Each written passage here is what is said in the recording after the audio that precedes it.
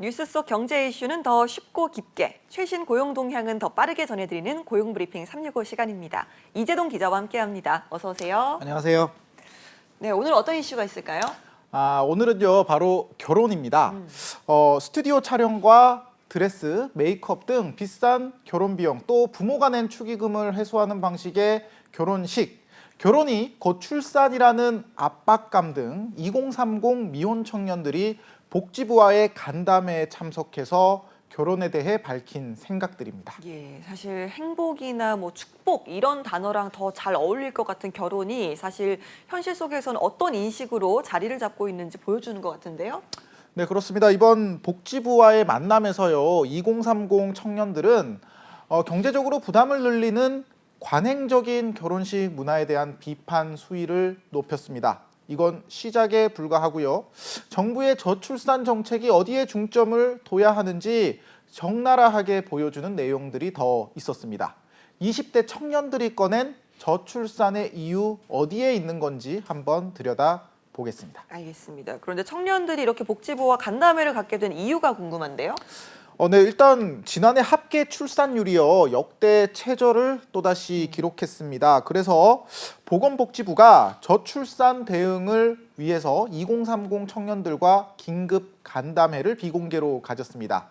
이 자리에서 청년들은 결혼하면 떠오르는 전통적 가치관에 대한 반발뿐 아니라 결혼하지 않은 이유에 대해선 안정적인 자산 형성이나 대출, 그리고 주거 마련이 어려운 점을 주 요인으로 꼽았습니다. 예, 결국 돈 문제네요. 이것도 충분히 이제 소득이 뒷받침이 돼야 결혼이 가능하다 이런 이야기로 들리는데요.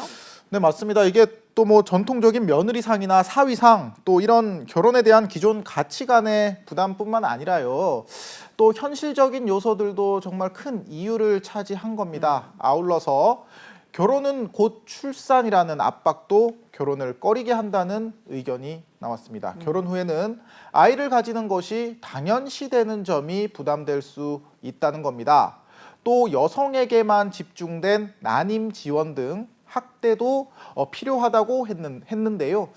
난임 상황이나 여건, 원인이 다양한 만큼 미혼 여성이나 남성에 대한 지원도 필요하다는 겁니다. 예, 사실 출산에 대한 부담만큼이나 또 양육 과정에서 생기는 부담도 만만치가 않은데요. 이런 부분에 대한 이야기도 나왔을까요?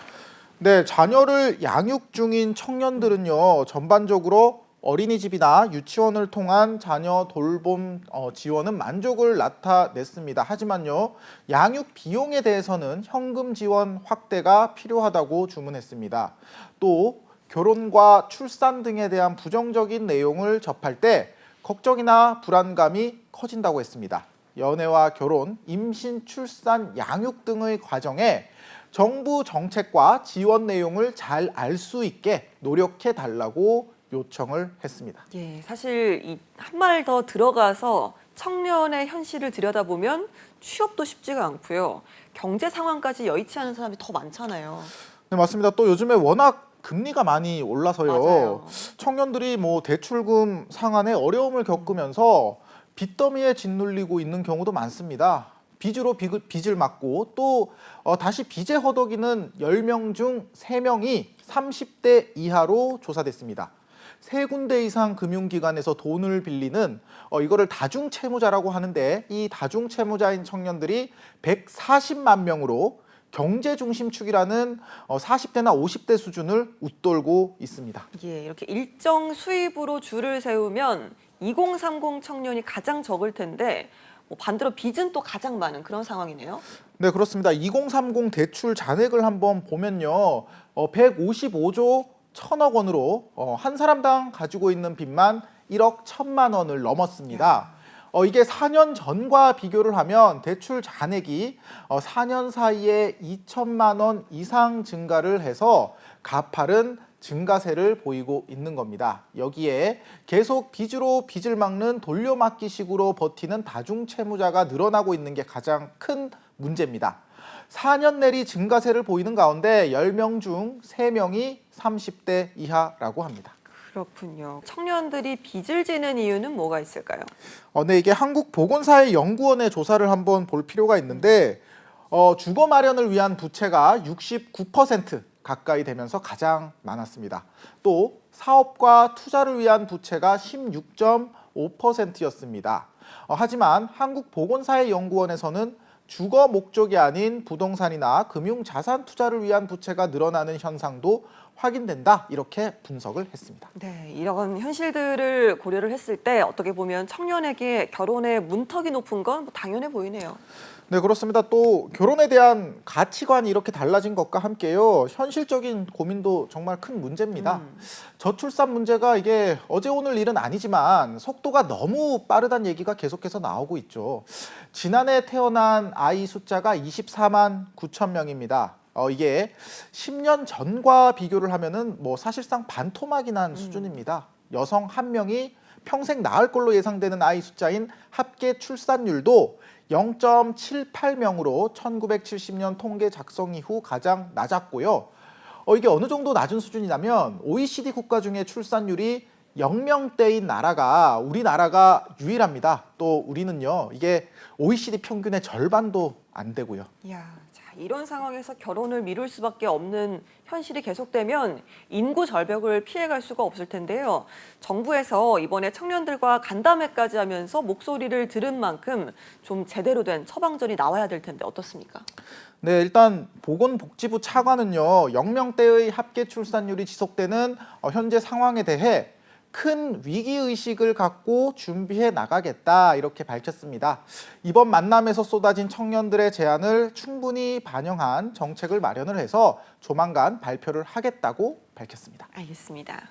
자, 오늘의 한 컷 이슈 어떤 소식일까요? 네, 서울 지역 택시 요금이 오른 지 한 달이 지났습니다. 여러분은 과연 변화를 느끼고 계신가요? 택시비 인상 한 달, 나비 효과에 대해서 한번 짚어보려고 합니다. 그러니까 택시비 많이 올랐어요, 정말. 이게 네네. 체감을 할 수 있는데 요즘은 그래서 택시 통금 이런 말까지 생겼더라고요. 네, 맞습니다. 이게 택시비가 워낙 많이 오르니까 나오는 얘기인데, 버스나 지하철 같은 이런 대중교통 막차가 끊기기 전에 모임을 마치자, 이런 얘기입니다. 거의 1.5배 수준으로 오른 택시비에 택시를 아예 타지 않으려는 겁니다. 실제로 요금 인상 전에 금요일과 요금 인상 후에 금요일을 기점으로 택시 호출 플랫폼들의 이용자 수를 살펴봤는데 8%에서 최대 22%까지 승객이 줄었다고 합니다. 예, 사실 택시 요금을 인상한 이유, 그러니까 목적과는 전혀 다른 건데 오히려 오른 이 요금이 이용객 감소를 불러온 거네요. 네, 그렇습니다. 이게 개인 택시 부재 해제 등으로 택시 공급은 이전보다 30%가량 늘어나서 택시 잡는 어려움은 사라졌지만 택시 수익은 오히려 더 나빠졌다고 합니다. 네. 법인 택시 같은 경우에 요금 인상 전보다 운송 수익은 4.2% 감소를 했고 영업 건수도 10.3% 줄었습니다. 특히 야간에 운행하는 법인 택시 기사들은 밥 먹는 시간까지 줄여가면서 운행 시간을 늘려야 할 정도라고 합니다. 애초 서울시는 요금 인상이 서비스 개선으로 이어질 걸로 기대를 했는데 시민은 타고 싶지만 비싸서 엄두가 안 나고 택시기사도 반기지 않는 역설이 벌어지고 있는 겁니다. 알겠습니다. 전문가들은 사실상 저출산은 청년 세대의 비명이라고 지적하기도 하는데요. 진정한 저출산 문제는 미래 세대의 불안을 하나씩 해소해 나가야 실마리를 찾을 수 있지 않을까요? 오늘도 이재동 기자와 함께했습니다. 고맙습니다. 감사합니다. 지금까지 고용브리핑 365였습니다.